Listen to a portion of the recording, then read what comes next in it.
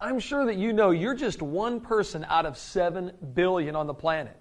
And this planet is just one of 8 in our solar system. Maybe you didn't know, though, that our star, the sun, is just one star in the Milky Way galaxy. A galaxy that's just one of billions of galaxies. If you're thinking like a humanist, that it's all about you, this should put things into perspective, because in the whole scheme of things, you're actually just one speck out of a vast universe of billions of galaxies. Life is not about you. Here's some more perspective. If you zoom out and look at all of the planets next to the sun, you get a better visual on how small the Earth is in comparison to the sun. Check this out. If the Earth were the size of a marble, then the sun would be 44 inches in diameter and 120 yards away. That means that if a marble were sitting at the goalpost of a football field, the sun would be at the other goalpost, 120 yards away. You might ask, is the sun the biggest thing out there, Eric? No, not hardly. There are things out there that are way bigger than the sun. Check this out. With a diameter of nearly 8,000 miles, the Earth is big. But not that big when you compare it to, say, Jupiter or even the sun. Or when you step outside of our solar system, stars like Arcturus or Antares. And just when you don't think it can get any bigger, it does. Wow.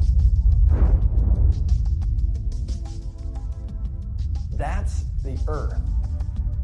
Kind of puts things in perspective, doesn't it? It's a big world out there, isn't it? So what is it all there for? Scientists and astronomers spend their time looking up into the heavens, and as they do, they ask the same question. Is all that space up there for us? Let's face it, if all that space up there is just for you or me or any other of the 7 billion people here on the planet, then there's a lot of wasted space.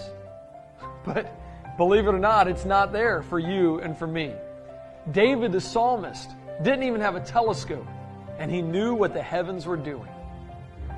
He says in Psalm 19:1, "The heavens declare the glory of God."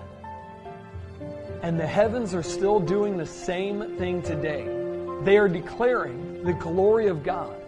David continues, "There is no speech nor language where their voice is not heard."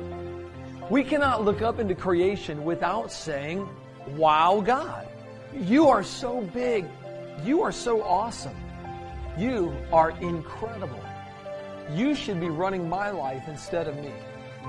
Take the opportunity to see God as the big creator of the universe. When you do, I promise you, you will be asking and begging Him to be the Lord of your life. You won't want anyone else directing your path, not even yourself. You'll see yourself as incapable, your ways as inferior, your thoughts as insignificant.